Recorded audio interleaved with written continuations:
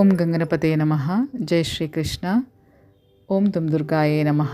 ಇಂದಿನ ಈ ವಿಡಿಯೋದಲ್ಲಿ ಭಗವದ್ಗೀತೆಯ ಅಧ್ಯಾಯ 6 ಧ್ಯಾನ ಯೋಗದ ಶ್ಲೋಕ 36ರಿಂದ 40ರವರೆಗೆ ಕವರ್ ಮಾಡಲಿಕ್ಕಿದ್ದೇವೆ. ಶ್ಲೋಕ 36. ಅಸಂಯತ ಆತ್ಮನಾ ಯೋಗ ದುಷ್ಪಾಪಃ ಇತಿ ಮೇ ಮತಿಃ ಆತ್ಮನಾತು ಯತತಾ ಶಕ್ಯ ಅವಾಪ್ತುಂ ಉಪಾಯತಃ. ಮನಸ್ಸಿಗೆ ಕಡಿವಾಣ ಹಾಕಲಾರದವನಿಗೆ ಆತ್ಮ ಸಾಕ್ಷಾತ್ಕಾರವು ಕಷ್ಟ. ಆದರೆ ಯಾರ ಮನಸ್ಸು ನಿಯಂತ್ರಣದಲ್ಲಿರುತ್ತದೋ ಮತ್ತು ಯಾರು ಯೋಗ್ಯವಾದ ರೀತಿಗಳಲ್ಲಿ ಪ್ರಯತ್ನಿಸುವರೋ ಅವರಿಗೆ ಯಶಸ್ಸು ಖಂಡಿತ. ಇದು ನನ್ನ ಅಭಿಪ್ರಾಯ. ಯಾರು ಐಹಿಕ ಕೆಲಸಗಳಿಂದ ಮನಸ್ಸನ್ನು ದೂರ ಮಾಡಲು ಸರಿಯಾದ ರೀತಿಯನ್ನು ಅನುಸರಿಸುವುದಿಲ್ಲವೋ ಆತನು ಆತ್ಮ ಸಾಕ್ಷಾತ್ಕಾರದಲ್ಲಿ ಯಶಸ್ವಿಯಾಗಲಾರ ಎಂದು ದೇವೋತ್ತಮ ಪರಮಪುರುಷನು ಈ ರೀತಿ ಹೇಳುತ್ತಾನೆ. ಮನಸ್ಸನ್ನು ಐಹಿಕ ಸುಖದಲ್ಲಿ ತೊಡಗಿಸಿ ಯೋಗಾಭ್ಯಾಸ ಮಾಡಲು ಪ್ರಯತ್ನಿಸುವುದೆಂದರೆ ಬೆಂಕಿಯ ಮೇಲೆ ನೀರನ್ನು ಹೊಯ್ಯುತ್ತಾ ಅದನ್ನು ಹೊತ್ತಿಸಲು ಪ್ರಯತ್ನಿಸಿದಂತೆ. ಮನಸ್ಸಿನ ಸಂಯಮ ಇಲ್ಲದ ಯೋಗಾಭ್ಯಾಸವೆಂದರೆ ವ್ಯರ್ಥ ಕಾಲಹರಣ.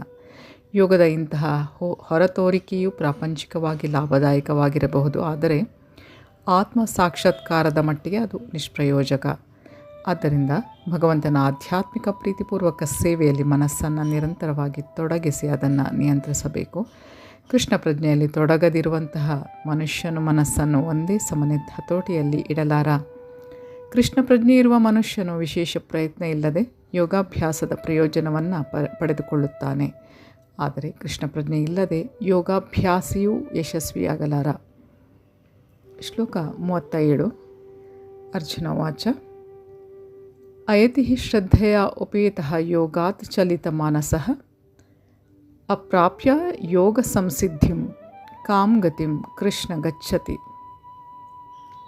ಅರ್ಜುನ ಹೀಗೆ ಹೇಳುತ್ತಾನೆ: ಕೃಷ್ಣನೇ, ಪ್ರಾರಂಭದಲ್ಲಿ ಶ್ರದ್ಧೆಯಿಂದ ಆತ್ಮ ಸಾಕ್ಷಾತ್ಕಾರದ ಸಾಧನೆಯನ್ನು ಸ್ವೀಕರಿಸಿ ಆನಂತರ ಪ್ರಾಪಂಚಿಕ ಮನೋಧರ್ಮದಿಂದ ಪ್ರಯತ್ನವನ್ನು ನಿಲ್ಲಿಸಿ ಯೋಗ ಸಂಸಿದ್ಧಿಯನ್ನು ಪಡೆಯದಿರುವಂತಹ ಮನುಷ್ಯನ ಗತಿಯೇನು? ಆತ್ಮ ಸಾಕ್ಷಾತ್ಕಾರದ ಅಥವಾ ಯೋಗದ ಮಾರ್ಗವನ್ನು ಭಗವದ್ಗೀತೆಯಲ್ಲಿ ಹೇಳಿದೆ. ಜೀವಿಯು ಈ ಜಡ ದೇಹವಲ್ಲ, ಅವನು ದೇಹದಿಂದ ಬೇರೆಯಾಗಿದ್ದಾನೆ. ಶಾಶ್ವತ ಜೀವನ, ಆನಂದ ಮತ್ತು ಜ್ಞಾನದಲ್ಲಿರುವಂತಹ ಅವನ ಸುಖವು ಅಲೌಕಿಕವಾದುದು. ಅದು ಶರೀರ ಮತ್ತು ಮನಸ್ಸಿಗೆ ಅತೀತವಾದುದಾಗಿದೆ. ಈ ಅರಿವೇ ಆತ್ಮ ಸಾಕ್ಷಾತ್ಕಾರದ ಮೂಲತತ್ವವಾಗಿದೆ. ಆತ್ಮ ಸಾಕ್ಷಾತ್ಕಾರವನ್ನು ಜ್ಞಾನ ಮಾರ್ಗದಿಂದಲೂ ಅಷ್ಟಾಂಗ ಯೋಗ ಪದ್ಧತಿಯ ಅಭ್ಯಾಸದಿಂದಲೂ ಅಥವಾ ಭಕ್ತಿಯೋಗದಿಂದಲೂ ಸಾಧಿಸಲು ಜನರು ಪ್ರಯತ್ನಿಸುತ್ತಾರೆ. ಈ ಒಂದೊಂದು ಪ್ರಕ್ರಿಯೆಯಲ್ಲಿಯೂ ಮನುಷ್ಯನು ಹಲವು ವಿಷಯಗಳನ್ನು ಅರ್ಥ ಮಾಡಿಕೊಳ್ಳಬೇಕು. ಜೀವಿಯ ಸಹಜ ಸ್ವರೂಪ, ಭಗವಂತನೊಡನೆ ಅವನ ಸಂಬಂಧ ಮತ್ತು ಕಳೆದು ಹೋದ ಕೊಂಡಿಯನ್ನು ಮತ್ತೆ ಪಡೆದುಕೊಂಡು ಕೃಷ್ಣ ಪ್ರಜ್ಞೆಯ ಅತ್ಯುನ್ನತ ಹಂತವನ್ನು ಸಾಧಿಸಲು ಅಗತ್ಯವಾದ ಕರ್ಮಗಳು, ಇವನ್ನು ಅರಿಯಬೇಕು. ಮೇಲೆ ಹೇಳಿದ 3 ರೀತಿಗಳಲ್ಲಿ ಯಾವುದನ್ನು ಅನುಸರಿಸಿದರೂ ಶೀಘ್ರವಾಗಿಯೋ ತಡವಾಗಿಯೋ ಅಂತೂ ಪರಮ ಗುರಿಯನ್ನು ಮುಟ್ಟುವುದು ಖಂಡಿತ. ಇದನ್ನು ಭಗವಂತನು 2ನೇ ಅಧ್ಯಾಯದಲ್ಲಿ ಹೇಳಿದ್ದಾನೆ. ಆಧ್ಯಾತ್ಮಿಕ ಮಾರ್ಗದಲ್ಲಿ ಸ್ವಲ್ಪ ಪ್ರಯತ್ನ ಪಟ್ಟರೂ ಬಿಡುಗಡೆಯ ಹೆಚ್ಚಿನ ಭರವಸೆ ಉಂಟು. ಈ 3 ವಿಧಾನಗಳಲ್ಲಿ ಈ ಯುಗಕ್ಕೆ ಭಕ್ತಿಯೋಗವು ವಿಶೇಷವಾಗಿ ಸೂಕ್ತವಾದದ್ದು. ಏಕೆಂದರೆ ಭಗವಂತನ ಸಾಕ್ಷಾತ್ಕಾರಕ್ಕೆ ಅದು ಅತ್ಯಂತ ನೇರವಾದ ಮಾರ್ಗ. ಇದನ್ನು ಇನ್ನೂ ಖಚಿತ ಮಾಡಿಕೊಳ್ಳಲು ಅರ್ಜುನನು ಕೃಷ್ಣನನ್ನು ಅವನ ಹಿಂದಿನ ಮಾತನ್ನು ದೃಢಪಡಿಸುವಂತೆ ಕೇಳುತ್ತಾನೆ. ಒಬ್ಬ ಮನುಷ್ಯ ಆತ್ಮ ಸಾಕ್ಷಾತ್ಕಾರದ ಮಾರ್ಗವನ್ನು ಮನಃಪೂರ್ತಿಯಾಗಿ ಒಪ್ಪಿಕೊಳ್ಳಬಹುದು, ಆದರೆ ಈ ಯುಗದಲ್ಲಿ ಜ್ಞಾನವನ್ನು ಬೆಳೆಸಿಕೊಳ್ಳುವುದು ಮತ್ತು ಅಷ್ಟಾಂಗ ಯೋಗ ಪದ್ಧತಿಯ ಅಭ್ಯಾಸವು ಬಹು ಕಷ್ಟ. ಆದ್ದರಿಂದ ಸತತ ಪರಿಶ್ರಮ ಪಟ್ಟರೂ ಅನೇಕ ಕಾರಣಗಳಿಂದ ಮನುಷ್ಯನು ವಿಫಲನಾಗಬಹುದು. ಮೊಟ್ಟ ಮೊದಲನೆಯದಾಗಿ ಈ ಪ್ರಕ್ರಿಯೆಯನ್ನು ಅನುಸರಿಸುವುದರಲ್ಲಿ ಮನಸ್ಸು ಸಾಕಷ್ಟು ತೊಡಗದೇ ಇರಬಹುದು. ಆಧ್ಯಾತ್ಮಿಕ ಮಾರ್ಗದಲ್ಲಿ ನಡೆಯುವುದೆಂದರೆ ಸ್ವಲ್ಪ ಹೆಚ್ಚು ಕಡಿಮೆ ಮಾಯಾಶಕ್ತಿಯೊಡನೆ ಯುದ್ಧ ಪ್ರಾರಂಭಿಸಿದಂತೆ. ಮನುಷ್ಯನು ಮಾಯೆಯ ಶಕ್ತಿಯಿಂದ ತಪ್ಪಿಸಿಕೊಳ್ಳಲು ಪ್ರಯತ್ನಿಸಿದಾಗೆಲ್ಲ ಅವಳು ಹಲವು ಆಮಿಷಗಳನ್ನು ಒಡ್ಡಿ ಸಾಧಕನನ್ನು ಸೋಲಿಸಲು ಪ್ರಯತ್ನಿಸುತ್ತಾಳೆ.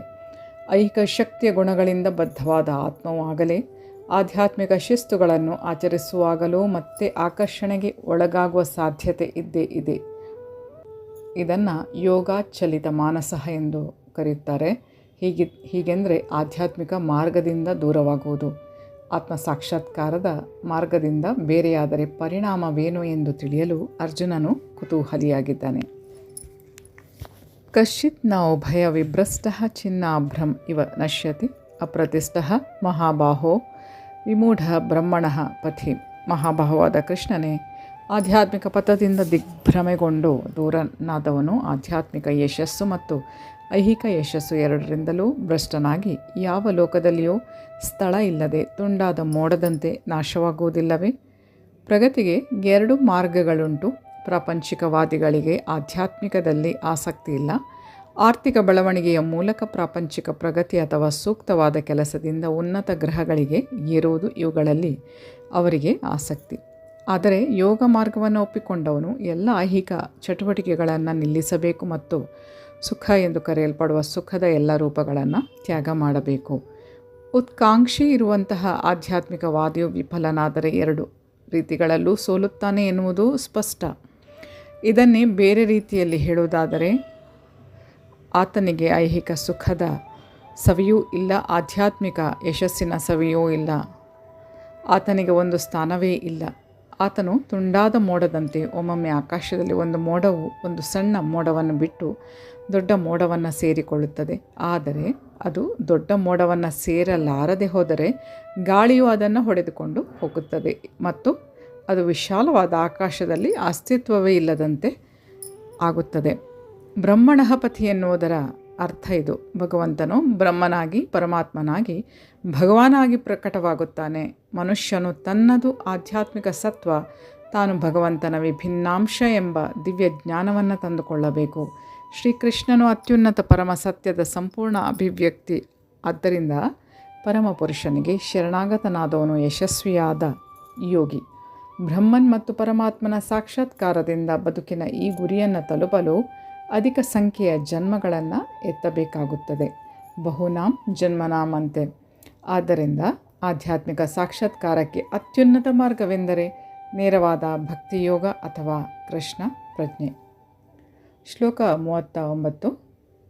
ಏತತ್ ಮೇ ಸಂಶಯಂ ಕೃಷ್ಣ ಚೇತ್ತುಂ ಅರ್ಹಸಿ ಅಶೇಷತಃ ತ್ವತನ್ಯಃ ಸಂಶಯಸ್ಯ ಅಸ್ಯ ಚೇತ್ತ ನಹಿ ಉಪಪದ್ಯತೆ. ಕೃಷ್ಣನೇ, ಇದು ನನ್ನ ಸಂದೇಹ. ಅದನ್ನು ಸಂಪೂರ್ಣವಾಗಿ ಹೋಗಲಾಡಿಸಬೇಕೆಂದು ನಿನ್ನನ್ನು ಬೇಡುತ್ತೇನೆ. ನಿನ್ನನ್ನು ಬಿಟ್ಟರೆ ಈ ಸಂದೇಹವನ್ನು ಹೋಗಲಾಡಿಸಬಲ್ಲವರು ಯಾರೂ ಇಲ್ಲ. ಭೂತ, ವರ್ತಮಾನ ಮತ್ತು ಭವಿಷ್ಯತ್ಗಳ ಪರಿಪೂರ್ಣ ಜ್ಞಾನ ಇರುವವನು ಕೃಷ್ಣ. ಭಗವದ್ಗೀತೆಯ ಪ್ರಾರಂಭದಲ್ಲಿ ಭಗವಂತನು ಒಂದು ಮಾತನ್ನು ಹೇಳಿದ. ಎಲ್ಲ ಜೀವಿಗಳು ಪ್ರತ್ಯೇಕವಾಗಿ ಹಿಂದೆ ಇದ್ದರು, ಈಗ ಇದ್ದಾರೆ ಮತ್ತು ಐಹಿಕ ಸಿಕ್ಕಿನಿಂದ ಬಿಡುಗಡೆಯಾದ ಮೇಲೂ ಭವಿಷ್ಯದಲ್ಲಿಯೂ ಅವರಿಗೆ ಪ್ರತ್ಯೇಕ ವ್ಯಕ್ತಿತ್ವವಿರುತ್ತದೆ. ಪ್ರತ್ಯೇಕ ಜೀವಿಯ ಭವಿಷ್ಯದ ಪ್ರಶ್ನೆಗೆ ಕೃಷ್ಣನು ಆಗಲೇ ಸ್ಪಷ್ಟವಾದ ಉತ್ತರ ಕೊಟ್ಟಿದ್ದಾನೆ. ಈಗ ಅರ್ಜುನನು ವಿಫಲವಾದ ಯೋಗಿಯ ಭವಿಷ್ಯವನ್ನು ತಿಳಿಯಲು ಬಯಸುತ್ತಾನೆ. ಯಾರೂ ಕೃಷ್ಣನಿಗೆ ಸಮಾನರಲ್ಲ ಮತ್ತು ಅವನನ್ನು ಮೀರಿದವರಲ್ಲ. ಐಹಿಕ ಪ್ರಕೃತಿಗೆ ಸಂಪೂರ್ಣವಾಗಿ ವಿಧೇಯರಾಗಿರುವಂತಹ ಮಹಾಋಷಿಗಳು ಮತ್ತು ತತ್ವಜ್ಞಾನಿಗಳು ಎನಿಸಿಕೊಂಡವರು ಕೃಷ್ಣನಿಗೆ ಸಮಾನವಾಗಲಾರರು. ಕೃಷ್ಣನಿಗೆ ಭೂತ, ವರ್ತಮಾನ ಮತ್ತು ಭವಿಷ್ಯತ್ತುಗಳು ಪರಿಪೂರ್ಣವಾಗಿ ತಿಳಿದಿವೆ, ಆದರೆ ಅವನನ್ನು ಯಾರೂ ತಿಳಿಯಲಾರರು. ಆದ್ದರಿಂದ ಎಲ್ಲ ಸಂದೇಹಗಳಿಗೆ ಕೃಷ್ಣನ ತೀರ್ಮಾನವೇ ಕಟ್ಟಕಡೆಯ ಮತ್ತು ಸಂಪೂರ್ಣವಾದ ಉತ್ತರ. ಕೃಷ್ಣ ಮತ್ತು ಕೃಷ್ಣ ಪ್ರಜ್ಞೆಯ ಭಕ್ತರು ಮಾತ್ರ ಯಾವುದು ಏನು ಎಂದು ತಿಳಿಯಬಲ್ಲರು. ಶ್ಲೋಕ 40. ಶ್ರೀ ಭಗವಾನುವಾಚ ಪಾರ್ಥ ನೈವೇಹ ನಾಮುತ್ರ ವಿನಾಶಸ್ತಸ್ಯ ವಿದ್ಯತೆ ನಹಿ ಕಲ್ಯಾಣಕೃತ್ ಕಶ್ಚಿತ್ ದುರ್ಗತಿಂ ತಾತ ಗಚ್ಚತಿ. ದೇವೋತ್ತಮ ಪರಮಪುರುಷನು ಈ ರೀತಿ ಹೇಳಿದ್ದನು. ಪಾರ್ಥ, ಕಲ್ಯಾಣ ಕಾರ್ಯಗಳನ್ನು ಮಾಡುವ ಆಧ್ಯಾತ್ಮವಾದಿಗೆ ಈ ಲೋಕದಲ್ಲಾಗಲಿ ಆಧ್ಯಾತ್ಮಿಕ ಲೋಕದಲ್ಲಾಗಲಿ ನಾಶ ಎಂಬುದು ಇಲ್ಲ. ಗೆಳೆಯ, ಕಲ್ಯಾಣ ಕಾರ್ಯಗಳನ್ನು ಮಾಡುವವನನ್ನು ದುಷ್ಟತನವು ಗೆಲ್ಲಲಾರದು. ಶ್ರೀಮದ್ ಭಾಗವತದಲ್ಲಿ ಶ್ರೀ ನಾರದ ಮುನಿಗಳು ಈ ರೀತಿ ಉಪದೇಶ ಮಾಡುತ್ತಾರೆ. ಯಾರಾದರೂ ಶ್ರೀ ನಾರದ ಮುನಿಗಳು ವ್ಯಾಸದೇವರಿಗೆ ಈ ರೀತಿ ಉಪದೇಶ ಮಾಡುತ್ತಾರೆ. ಯಾರಾದರೂ ಎಲ್ಲ ಐಹಿಕ ಭವಿಷ್ಯ ನಿರೀಕ್ಷೆಗಳನ್ನು ತ್ಯಜಿಸಿ ದೇವೋತ್ತಮ ಪರಮ ಪುರುಷನಲ್ಲಿ ಸಂಪೂರ್ಣ ಆಶ್ರಯವನ್ನು ಪಡೆದರೆ ಅವರಿಗೆ ಯಾವುದೇ ರೀತಿಯ ನಷ್ಟವಾಗಲಿ ದುರ್ಗತಿಯಾಗಲಿ ಇಲ್ಲ. ಆದರೆ ಭಕ್ತನಲ್ಲದವನು ತನ್ನ ವೃತ್ತಿಯ ಕರ್ತವ್ಯಗಳಲ್ಲಿ ಸಂಪೂರ್ಣವಾಗಿ ತೊಡಗಿದರೂ ಏನನ್ನೂ ಪಡೆಯದೆ ಹೋಗಬಹುದು. ಐಹಿಕ ಭವಿಷ್ಯ ನಿರೀಕ್ಷೆಗಾಗಿ ಶಾಸ್ತ್ರದ ಪ್ರಕಾರವಾಗಿಯೂ ರೂಢಿಗೆ ಅನುಗುಣವಾಗಿಯೂ ಹಲವಾರು ಚಟುವಟಿಕೆಗಳುಂಟು. ಆಧ್ಯಾತ್ಮಿಕವಾದಿಯು ಬದುಕಿನಲ್ಲಿ ಆಧ್ಯಾತ್ಮಿಕ ಪ್ರಗತಿಗಾಗಿ ಕೃಷ್ಣ ಪ್ರಜ್ಞೆಗಾಗಿ ಎಲ್ಲ ಐಹಿಕ ಚಟುವಟಿಕೆಗಳನ್ನು ತ್ಯಜಿಸುತ್ತಾನೆ ಎಂದು ನಿರೀಕ್ಷೆ ಉಂಟು. ಕೃಷ್ಣ ಪ್ರಜ್ಞೆಯನ್ನು ಸಂಪೂರ್ಣಗೊಳಿಸಿದರೆ ಮನುಷ್ಯನು ಅತ್ಯುನ್ನತ ಪರಿಪೂರ್ಣತೆಯನ್ನು ಸಾಧಿಸಬಹುದು. ಆದರೆ ಇಂತಹ ಪರಿಪೂರ್ಣ ಹಂತವನ್ನು ತಲುಪದೇ ಹೋದವನು ಐಹಿಕವಾಗಿಯೂ ಆಧ್ಯಾತ್ಮಿಕವಾಗಿಯೂ ನಷ್ಟಕ್ಕೆ ಒಳಗಾಗುತ್ತಾನೆ ಎಂದು ವಾದಿಸಬಹುದು. ವಿಧಿತ ಕರ್ತವ್ಯಗಳನ್ನು ನಿರ್ವಹಿಸದಿದ್ದರೆ ಮನುಷ್ಯನು ಅದರ ಪ್ರತಿಕ್ರಿಯೆಯನ್ನು ಅನುಭವಿಸಬೇಕಾಗುತ್ತದೆ ಎಂದು ಶಾಸ್ತ್ರಗಳಲ್ಲಿ ಹೇಳಿದೆ. ಆದ್ದರಿಂದ ಆಧ್ಯಾತ್ಮಿಕ ಚಟುವಟಿಕೆಗಳಲ್ಲಿ ಯೋಗ್ಯ ರೀತಿಯಲ್ಲಿ ತೊಡಗದಿದ್ದವನು ಈ ಪ್ರತಿಕ್ರಿಯೆಗಳಿಗೆ ಒಳಗಾಗುತ್ತಾನೆ. ಯಶಸ್ವಿಯಾಗದ ಆಧ್ಯಾತ್ಮಿಕವಾದಿಗೆ ಅವನು ಆತಂಕ ಪಡುವ ಕಾರಣ ಇಲ್ಲ ಎಂದು ಭಾಗವತವು ಭರವಸೆ ನೀಡುತ್ತದೆ. ವಿಧಿತ ಕರ್ತವ್ಯಗಳನ್ನು ಪರಿಪೂರ್ಣವಾಗಿ ನಿರ್ವಹಿಸಲಿಲ್ಲ ಎನ್ನುವ ಕಾರಣಕ್ಕಾಗಿ ಆತನು ಪ್ರತಿಕ್ರಿಯೆಗೆ ಒಳಗಾಗಬಹುದಾದರೂ ಅವನಿಗೆ ನಷ್ಟ ಇಲ್ಲ. ಏಕೆಂದರೆ ಮಂಗಳಕರವಾದ ಕೃಷ್ಣ ಪ್ರಜ್ಞೆಯನ್ನು ಮರೆಯುವುದು ಎನ್ನುವುದೇ ಇಲ್ಲ. ಇದರಲ್ಲಿ ತೊಡಗಿರುವವನು ಮುಂದಿನ ಜನ್ಮದಲ್ಲಿ ಕೆಳವರ್ಗದಲ್ಲಿ ಹುಟ್ಟಿದರೂ ಕೃಷ್ಣ ಪ್ರಜ್ಞೆಯಲ್ಲಿ ಮುಂದುವರಿಯುತ್ತಾನೆ. ಆದರೆ ವಿಧಿತ ಕರ್ತವ್ಯಗಳನ್ನು ಕಟ್ಟುನಿಟ್ಟಾಗಿ ಪಾಲಿಸುವುದನ್ನಷ್ಟೇ ಮಾಡುವವನಿಗೆ ಕೃಷ್ಣ ಪ್ರಜ್ಞೆ ಇಲ್ಲದಿದ್ದರೆ ಕಲ್ಯಾಣವೇ ಆಗುತ್ತದೆ ಎಂದು ಹೇಳುವಂತಿಲ್ಲ. ಭಾವಾರ್ಥವನ್ನು ಮುಂದೆ ಹೇಳಿದಂತೆ ಅರ್ಥ ಮಾಡಿಕೊಳ್ಳಬಹುದು. ಮಾನವ ಕುಲವನ್ನು ಸಂಯಮವಿರುವವರು ಮತ್ತು ಸಂಯಮರಹಿತರು ಎಂದು 2 ವರ್ಗಗಳಾಗಿ ವಿಭಾಗಿಸಬಹುದು. ತಮ್ಮ ಮುಂದಿನ ಜನ್ಮದ ಅಥವಾ ಆಧ್ಯಾತ್ಮಿಕ ಮೋಕ್ಷದ ತಿಳುವಳಿಕೆಯೇ ಇಲ್ಲದೆ ಮೃಗಗಳಂತೆ ಇಂದ್ರಿಯ ಭೋಗದಲ್ಲಷ್ಟೇ ತೊಡಗಿರುವವರು ಸಂಯಮರಹಿತರ ವಿಭಾಗಕ್ಕೆ ಸೇರಿದವರು. ಶಾಸ್ತ್ರಗಳು ವಿಧಿಸಿದ ಕರ್ತವ್ಯಗಳನ್ನು ಅನುಸರಿಸುವವರು ಸಂಯಮಶೀಲರ ವಿಭಾಗಕ್ಕೆ ಸೇರುತ್ತಾರೆ. ನಾಗರಿಕರಾಗಲಿ ಅನಾಗರಿಕರಾಗಲಿ, ವಿದ್ಯಾವಂತರಾಗಿರಲಿ ಅವಿದ್ಯಾವಂತರಾಗಿರಲಿ, ಬಲಶಾಲಿಗಳಾಗಿರಲಿ ದುರ್ಬಲರಾಗಿರಲಿ, ಸಂಯಮರಹಿತರ ವಿಭಾಗದವರು ಪಶು ಪ್ರವೃತ್ತಿಗಳಿಂದ ತುಂಬಿ ಹೋಗಿರುತ್ತಾರೆ. ಅವರ ಚಟುವಟಿಕೆಗಳು ಎಂದು ಕಲ್ಯಾಣಕರವಾಗಿರುವುದಿಲ್ಲ. ಏಕೆಂದರೆ ತಿನ್ನುವುದು, ನಿದ್ರಿಸುವುದು, ರಕ್ಷಣೆ ಮತ್ತು ಮೈಥುನ ಈ ಪಶು ಪ್ರವೃತ್ತಿಗಳನ್ನು ಸವಿಯುತ್ತಿರುವಾಗ ಅವರು ಸದಾ ಐಹಿಕ ಅಸ್ತಿತ್ವದಲ್ಲೇ ಉಳಿಯುತ್ತಾರೆ. ಈ ಅಸ್ತಿತ್ವವು ಯಾವಾಗಲೂ ದುಃಖಮಯವಾದದ್ದು. ಇದಕ್ಕೆ ಪ್ರತಿಯಾಗಿ ಶಾಸ್ತ್ರದ ವಿಧಿಗಳಿಂದ ನಿಯಂತ್ರಿತರಾಗಿ ಕ್ರಮೇಣ ಕೃಷ್ಣ ಪ್ರಜ್ಞೆಗೆ ಏರುವವರು ನಿಶ್ಚಯವಾಗಿಯೂ ಬದುಕಿನಲ್ಲಿ ಪ್ರಗತಿಯನ್ನು ಹೊಂದುತ್ತಾರೆ. ಕಲ್ಯಾಣ ಮಾರ್ಗದಲ್ಲಿ ನಡೆಸುವವರನ್ನು 3 ವರ್ಗಗಳಾಗಿ ವಿಭಾಗಿಸಬಹುದು. ಶಾಸ್ತ್ರದ ನಿಯಮ ನಿಬಂಧನೆಗಳನ್ನು ಅನುಸರಿಸಿ ಐಹಿಕ ಅಭ್ಯುದಯವನ್ನು ಸವಿಯುತ್ತಿರುವವರು. 2ನೇದು ಐಹಿಕ ಅಸ್ತಿತ್ವದಿಂದ ಪರಮ ಮುಕ್ತಿಯನ್ನು ಪಡೆಯಲು ಪ್ರಯತ್ನಿಸುವವರು. 3ನೇದು ಕೃಷ್ಣ ಪ್ರಜ್ಞೆಯಲ್ಲಿ ಭಕ್ತರಾದವರು. ಪ್ರಾಪಂಚಿಕ ಸುಖಕ್ಕಾಗಿ ಶಾಸ್ತ್ರಗಳ ನಿಯಮ ನಿಬಂಧನೆಗಳನ್ನು ಅನುಸರಿಸುವವರನ್ನು ಇನ್ನೂ 2 ವರ್ಗಗಳಾಗಿ ವಿಭಾಗಿಸಬಹುದು. ಕರ್ಮ ಫಲ ಅಪೇಕ್ಷಿಗಳು ಮತ್ತು ಇಂದ್ರಿಯ ತೃಪ್ತಿಗಾಗಿ ಫಲವನ್ನು ಬಯಸದವರು. ಇಂದ್ರಿಯ ತೃಪ್ತಿಗಾಗಿ ಫಲವನ್ನು ಅಪೇಕ್ಷಿಸುವವರು ಇನ್ನೂ ಉನ್ನತವಾದ ಜೀವನ ಮಟ್ಟಕ್ಕೆ ಏರಬಹುದು, ಉನ್ನತ ಲೋಕಗಳಿಗೂ ಏರಬಹುದು. ಆದರೂ ಅವರು ಐಹಿಕ ಅಸ್ತಿತ್ವದಿಂದ ಬಿಡುಗಡೆ ಆಗದಿರುವುದರಿಂದ ಅವರು ನಿಜವಾಗಿ ಕಲ್ಯಾಣಕರ ಮಾರ್ಗವನ್ನು ಇಲ್ಲಿ ಅನುಸರಿಸುತ್ತಿಲ್ಲ ಅಂತ ಹೇಳ್ಬೋದು. ಮುಕ್ತಿಗೊಯ್ಯುವ ಚಟುವಟಿಕೆಗಳು ಮಾತ್ರವೇ ಕಲ್ಯಾಣಕರ ಚಟುವಟಿಕೆಗಳು ಎಂದು ಹೇಳಲಾಗಿದೆ. ಕಟ್ಟ ಕಡೆಗೆ ಆತ್ಮ ಸಾಕ್ಷಾತ್ಕಾರ ಅಥವಾ ಬದುಕಿನ ಐಹಿಕ ಶಾರೀರಿಕ ಪರಿಕಲ್ಪನೆಯಿಂದ ಬಿಡುಗಡೆ ಪಡೆಯುವುದೇ ಗುರಿಯಾಗಿಲ್ಲದ ಯಾವುದೇ ಚಟುವಟಿಕೆಯು ಮಂಗಳಕರವಲ್ಲ. ಕೃಷ್ಣ ಪ್ರಜ್ಞೆಯಿಂದ ಮಾಡುವ ಕೆಲಸವಷ್ಟೇ ಮಂಗಳಕರ ಕೆಲಸ. ಕೃಷ್ಣ ಪ್ರಜ್ಞೆಯ ಮಾರ್ಗದಲ್ಲಿ ಮುಂದುವರಿಯುವುದಕ್ಕಾಗಿ ದೈಹಿಕ ಬಾಧೆಗಳನ್ನು ಸ್ವ ಇಚ್ಛೆಯಿಂದ ಸ್ವೀಕರಿಸುವವನನ್ನು ಕಠಿಣ ವೈರಾಗ್ಯದ ಪರಿಪೂರ್ಣ ಯೋಗಿ ಎಂದು ಕರೆಯಬಹುದು. ಅಷ್ಟಾಂಗ ಯೋಗ ಪದ್ಧತಿಯ ಗುರಿ ಕೃಷ್ಣ ಪ್ರಜ್ಞೆಯ ಅಂತಿಮ ಸಾಕ್ಷಾತ್ಕಾರ.